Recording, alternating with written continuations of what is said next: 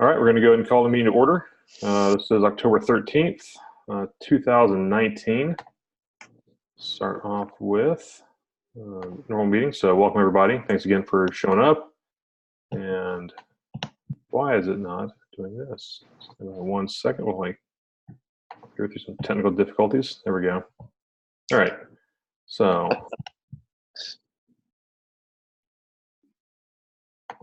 share that and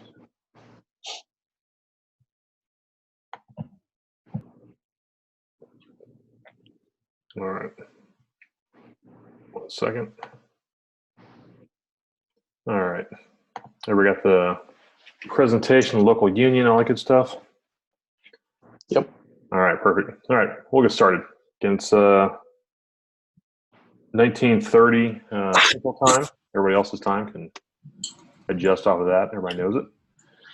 All right, so again, welcome everybody. Meeting is in order now. Roll call. See, we've got Ryan Lanning, the only other member of the executive board at this moment for now. So we've got several others. Meeting minutes from last time. We didn't really have any. I just went over everything we're going through. This is going to be standard meeting format. That one was informational for the one from a couple times ago. We still don't have any motions or votes to discuss. We do have the one for the ballot coming up, that's been going through Facebook and through email if you're a member.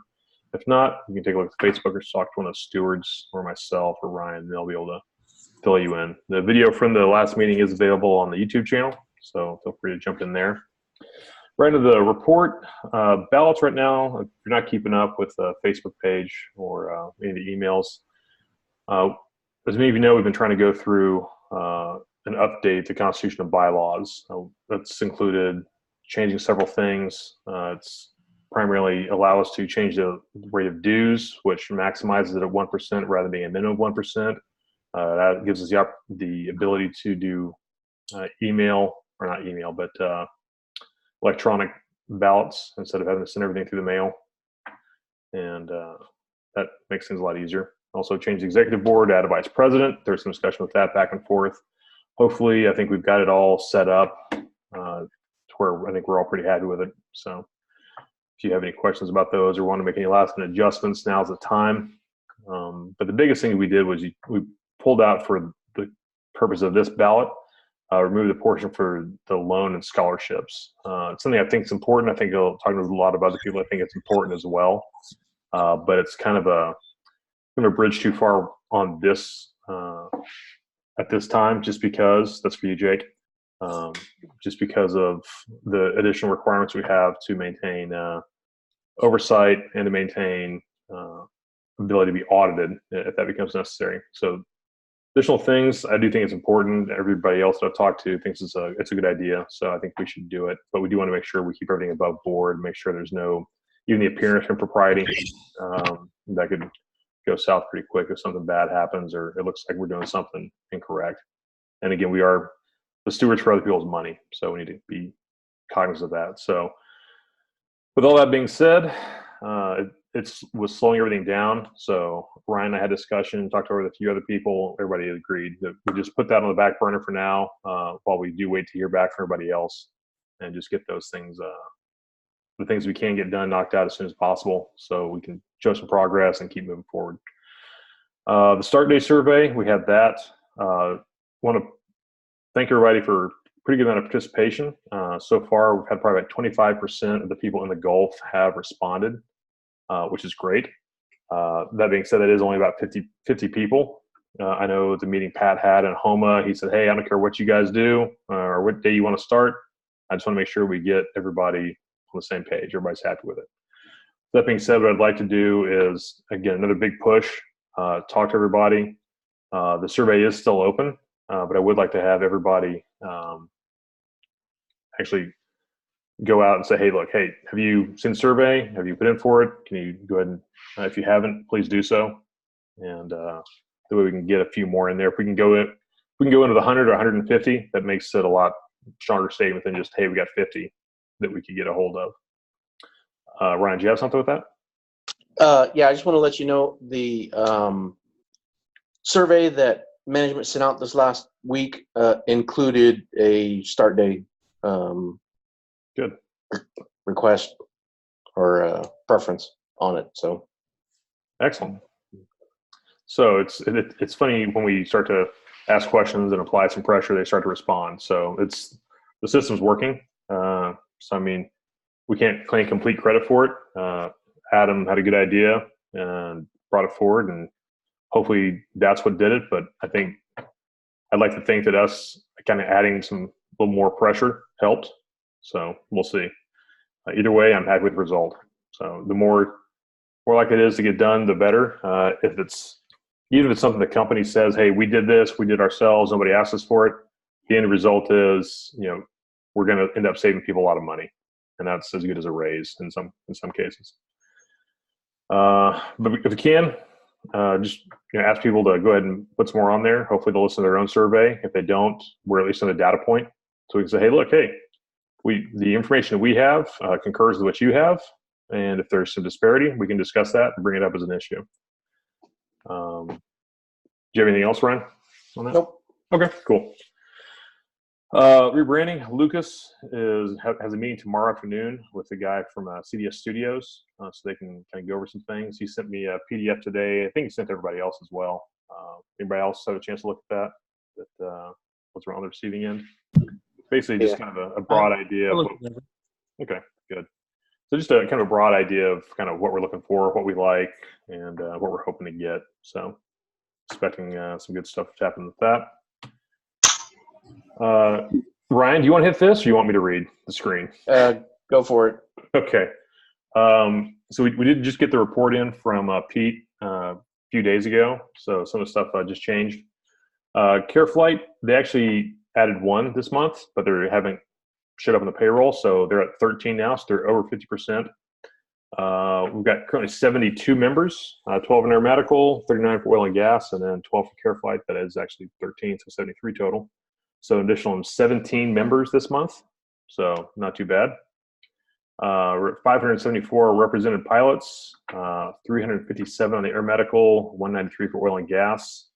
That gets us right at 11% for the membership rate, a little less for doing the hard math, but still pretty good. So 20% of the oil and gas side, still 3% aeromedical. That's what we kind of expect. Again, the goal is for 50% plus 1 for PHI, 276 for what we're at this month, right this moment. So we're currently at 11% on the PHI side. So that's 59 pilots out of the, again, 550 that we have for PHI. So we're seeing improvement. We're seeing slow progress. I mean, not real slow. 16 is nothing to sneeze at. I know some people probably think, oh, we're going to get 200 overnight or 300 overnight. It's not going to happen that way. We've effectively doubled or nearly doubled the membership base from where we started. Yeah, absolutely. I mean, that's nothing to be sneezed at. So anyone who says, well, we're not making much progress, this is going slow, this is a long-term game. This is not a get this done tomorrow night, and hopefully no one has that expectation. If they do, please let them know, hey, we're doing our best. Do what you can to help us and join. And I think, again, a lot of people, I think, are on the fence right now with the dues. I think they're waiting to see, do we in fact make a change? Do we in fact get that done? I think once we do that, I think we're going to kick a few more people off the fence.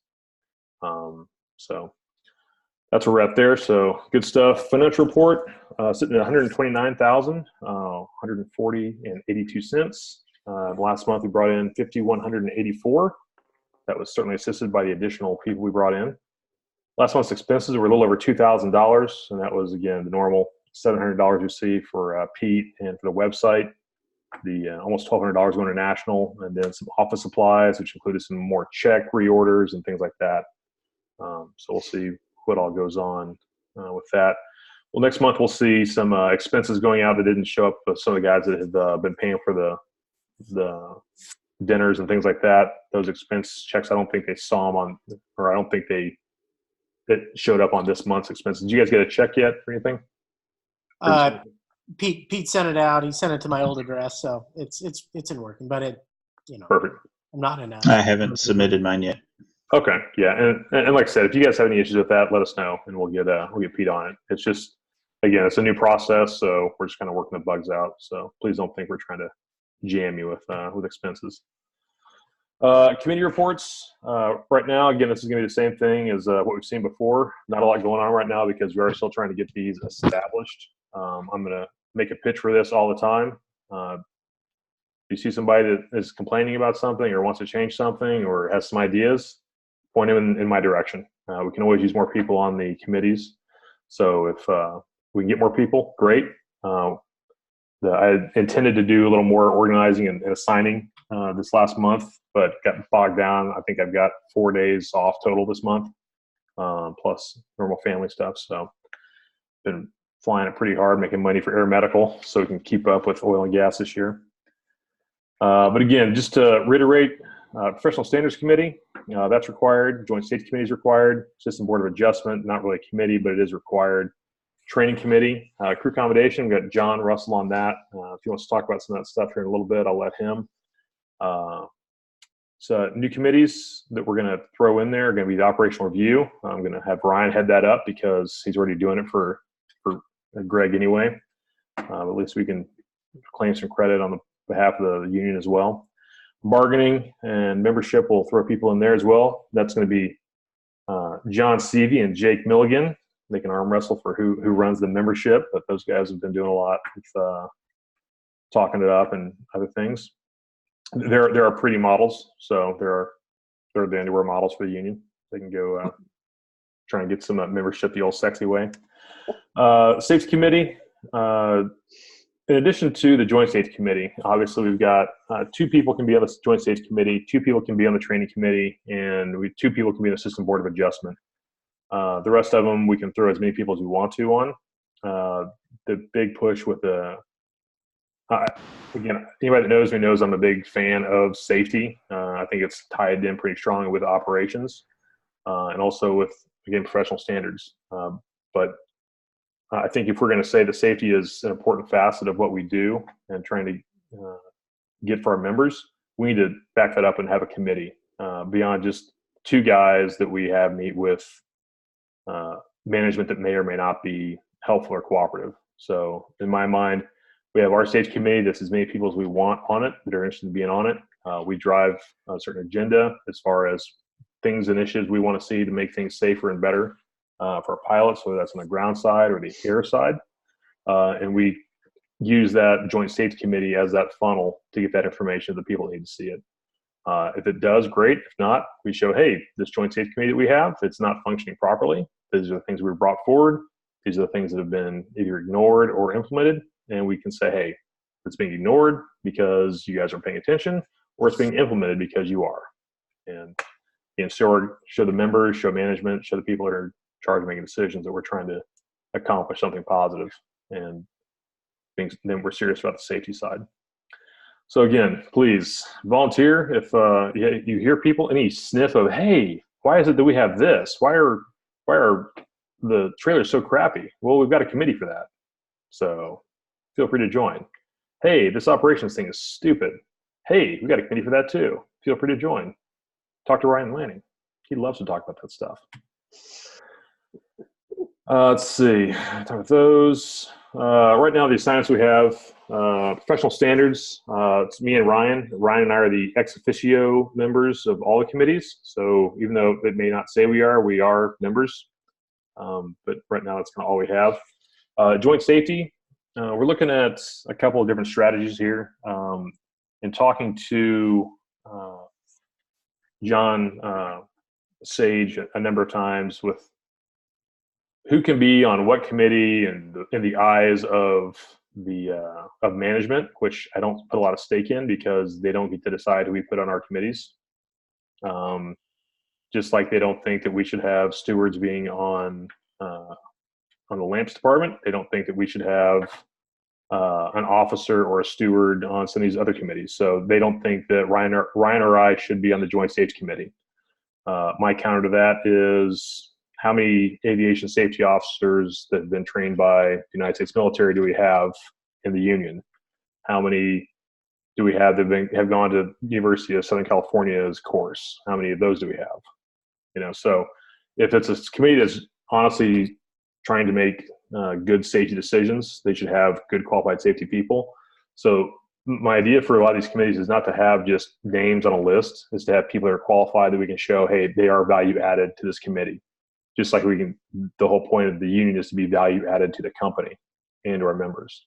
So when they try to put some assistant HR person on the joint safety committee or some administrative assistant from the safety department, we're going to show, okay, that's not very helpful. Why don't we have Ryan Smith, who is our flight safety manager? Maybe he should be on the joint safety committee. I've approached him about it. I've talked to him about it. And he's not sure what he can or cannot do, because he is, again, the same impression that we are, that HR is kind of, he hasn't said this, but the impression I get from talking to him is that he does not know what he can or cannot do based on the rules HR has laid out. So he's addressing that. In my mind, I think it's important to have the flight safety manager on the joint safety committee, and whether he is one of our nominees, whether we can do that or not, I would like to have that conversation with John, and I would like to have him tell me why that's a bad idea. So I would like to be able to have that same conversation with Greg or with any of the other people in management as to why the guy they chose to run the flight safety management team at PHI should not be on this committee, and just keep that in our hip pocket for laughing at them later. Because I mean, come on, that's ridiculous. It's a ridiculous assertion that I don't know why they're bothering to make it, other than just being obstructionist. System Board of Adjustment, again, I'm not sure who. I haven't seen anything that says who can or cannot be on the System Board of Adjustment. I'm sure once I give John Sage a list of the people that are assigned to committees, he will say, oh, that person can't be on that committee. And then we'll go back to great, show me. Show me where it says that thing that you're claiming. We're going to have this discussion for a while until he understands where we're coming from and what we're not trying to do. In his mind, I believe he is trying to protect the company from the communist raiders that are the union, that are trying to destroy the fabric of capitalist society in Southern Louisiana. So, who knows? We'll see where we get. Training committee, 2 members. Again, with a lot of these committees, I've asked John Sage whether he wants to do separate committees for air medical and for oil and gas. He says no, because he wants a smaller target to shoot at. So that being the case, since I think Kane and I are the only guys that are even stewards, and based on my background in training committee or in the training department, I went ahead and jumped the grenade for that. Scott said if nobody else really wants to do it, he would try not to run away real fast. So if anybody else would like to do it, please feel free to step up. But again, that's limited to 2 members. So I say Scott would be good. Sean Sharp would be good. Any of the guys that are actually in training is good.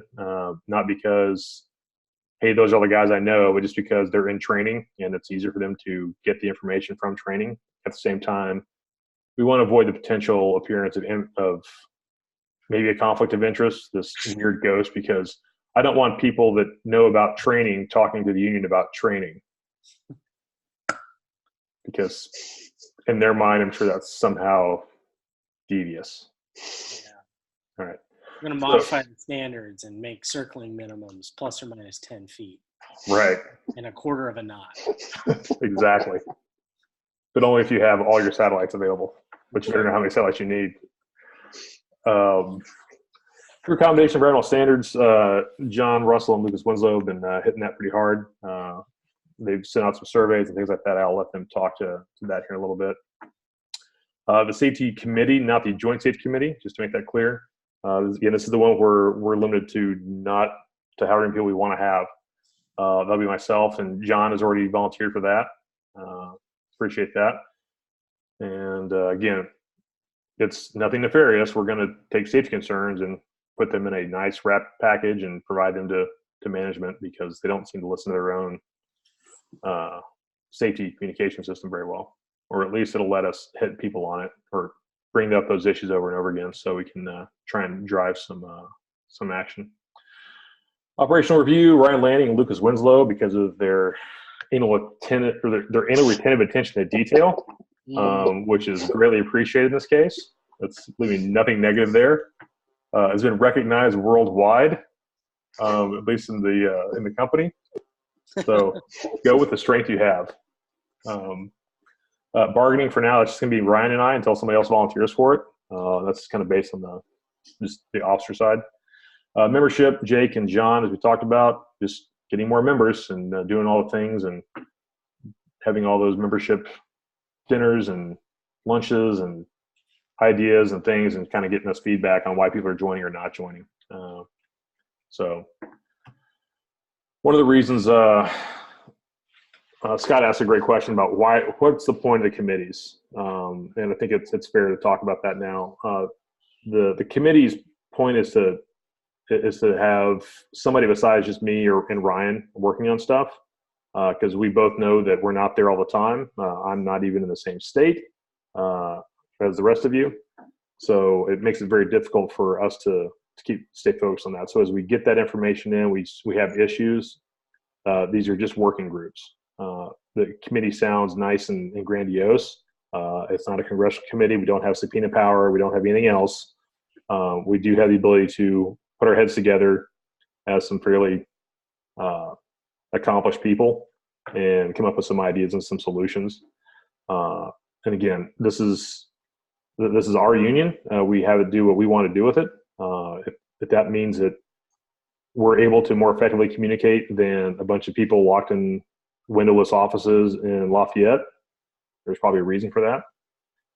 So not to blare that too much, but that's the point. The committees are nothing more than what we make of them, and we are limited by nothing more than what we decide to make them. So it's a great opportunity to focus ourselves instead of getting, to quote the chief pilot, squirreled on a bunch of other things. We can focus on one thing and keep after it until we chase it down that rabbit hole and get it done. So that's committees. So far the reports, we'll probably go ahead and hit that real quick. John, did you want to talk about, want to bring up those slides real quick, Russell? Yeah, that's fine. All right, let me see if I can track that down real quick.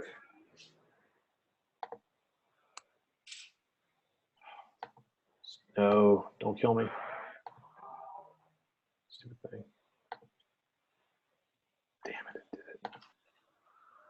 All right, sorry, my virus is not.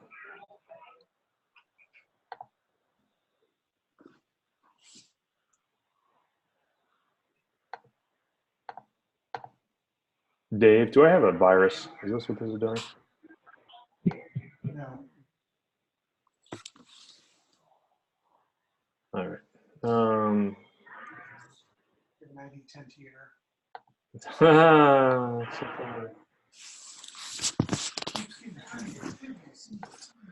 Every single time. All right. John, take it away. Let me know when you need to do it. Yeah, and Lucas can feel free to jump in at any point.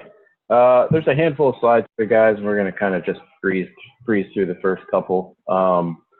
There's a slide covering just what's in this presentation. I wanted to cover a little bit of a summary. You can go to the next one about the housing survey. The housing survey had 40 total responses. I'm going to keep it open until the end of the month. The 40 responses is about 25% of the Facebook group.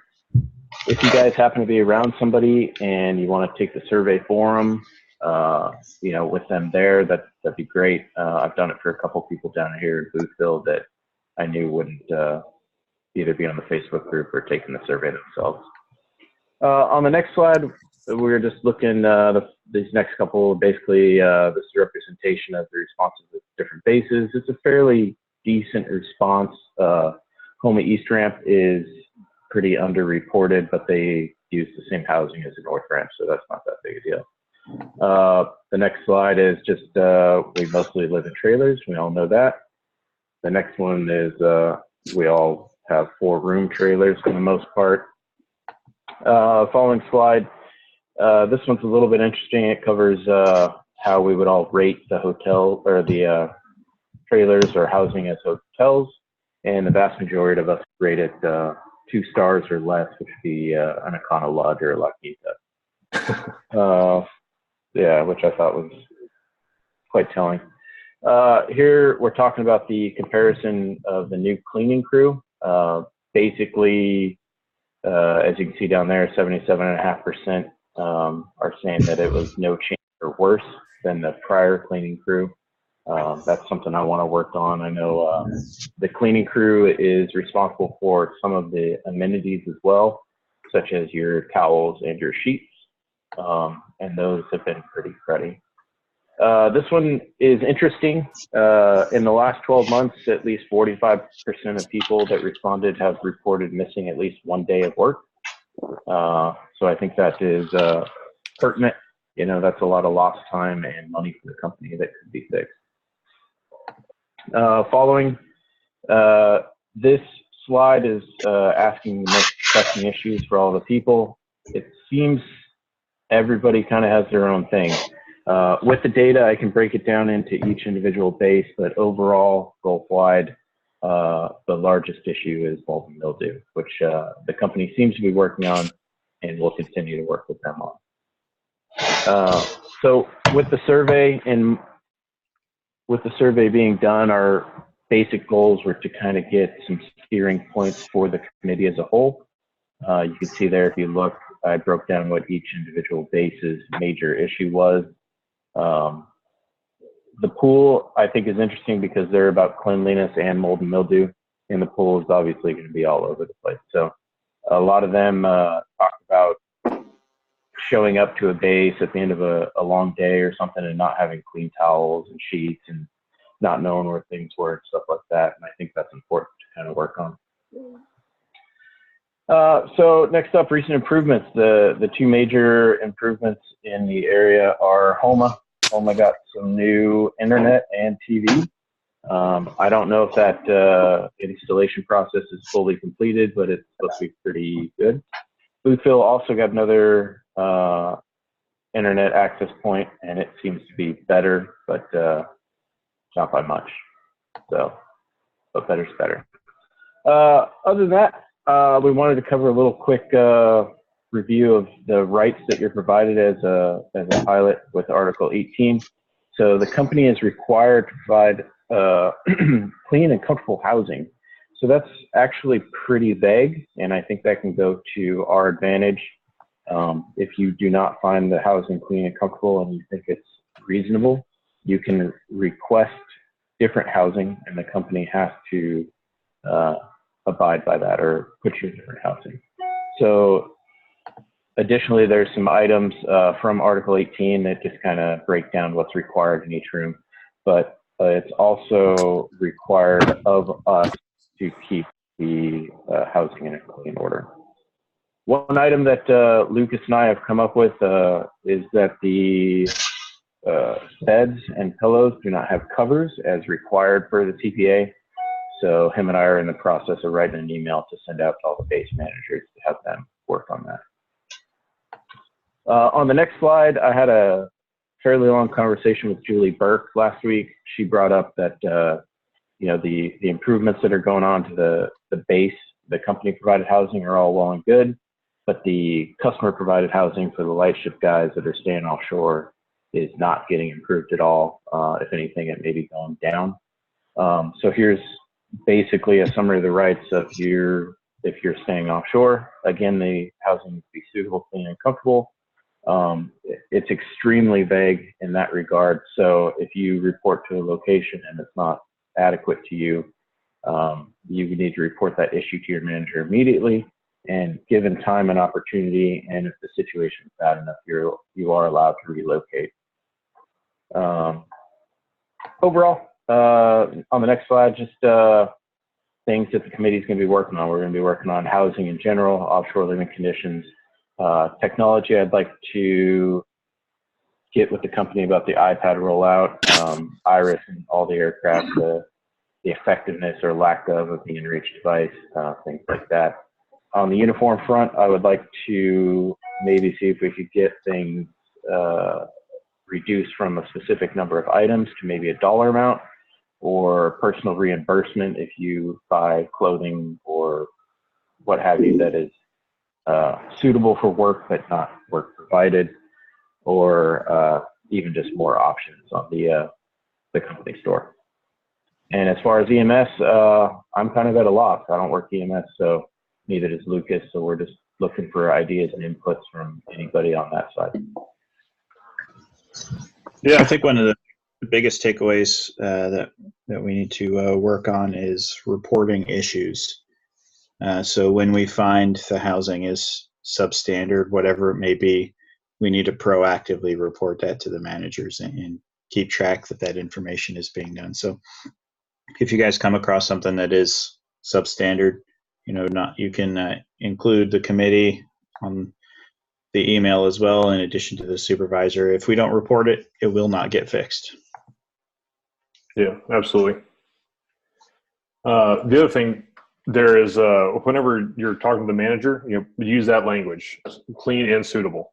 So, I mean, that's any grievance that pops up is going to come up, and you're going to put it in that language. So the more they see clean and suitable, they'll know we're all on the same page.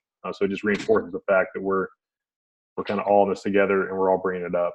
So that's a nice job, guys. Thank you very much for doing that. So some great information. You guys have anything else? Any save grounds? Any questions for those guys? No, thank you guys for all the work you're doing on that front. All right, on to unfinished and new business. We don't have any unfinished business. The new business is still the stuff that was covered previously. We haven't had a chance to vote on it. We can't vote on it in this format, so that will go out as soon as possible. Actually, Lucas and John, again, when you guys were getting ready to send us who's the company to talk to get that knocked out? It was Landry Printing. Okay. We never specifically used them. The union has used them previously, but during the last election, we never got to that step in the process. Okay. And is that where are they at in Lafayette? I said Landry. It's Lowry. Okay. Lowry Printing. It's in Lafayette. Okay. I can forward you their information, but all of that information was included in the packet that we received for the last election committee. Okay. Yeah, we could probably just send that to Pete and send him the ballot and have him take care of that. So, nothing to vote on. So no new business. All right. We've got about 5 minutes left in the meeting that we can have. So, obviously, we can say afterwards, but just for the recorded portion, we'll limit it. So, Ryan, do you have anything to add? Comment? Nope. The authorization was given to pay for the logo that was sent out by Lucas, so that's all set up to be paid for, and it's just a matter of sorting it out with the company. Everything else is squared and good. Okay. You have a time frame that I'm talking to him tomorrow just so I can give him a time frame of when. What I told Pete was to go off of the time frame that was in the letter. I mean, what I recall from the letter was that there were specific gates. Were there not dates on that? Yeah, the first date is tomorrow. Okay. He was told a couple days ago, so it should be en route. I can check with him. Well, probably not tonight, but first thing, I can query him on it and see when it went in the mail. Okay, awesome. Anybody else? Stewards? Anybody? Scott? Yeah, I got a few things if nobody else has anything. Yeah, go for it. So I think for people outside that are not necessarily involved with the conversation pertaining to what Lucas is working on, maybe Lucas can share with us kind of a quick overview of like what the call it goals or mission of the union is, and maybe what the timeline is for when we'll get a product after this meeting. Sure. Let me find the email.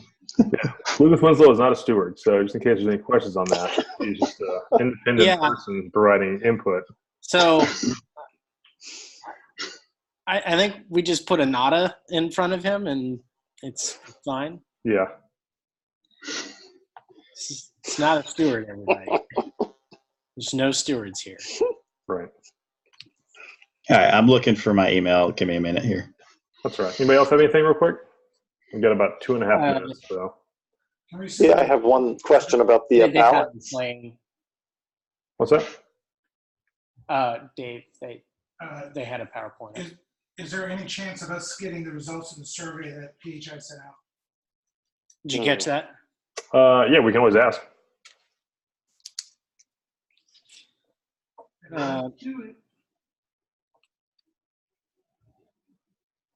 Let's see here. So I have the email pulled up. As far as timeline, I think you're still kind of the person to answer that. But while you're looking for it, I have it here. What's that? I just pulled it up. Oh, okay. You have the floor. All right. So Scott Carroll from CD Studios is working on the project. We just got approval from Gordon a couple days ago. So we have our first meeting as kind of a directional meeting or a creative brief review, as they would say in advertising. So our approval is going to begin tomorrow. He's going to immediately start working on the project, and we will have the first round of logo designs approximately by the 29th of this month, so the end of this month. So there will be 3 concepts presented during that initial process, and we will have until the November 5th to give feedback on that. Either picking one of those 3 and refining it, making some changes to it, or if those first 3 are not satisfactory, going back to stage 2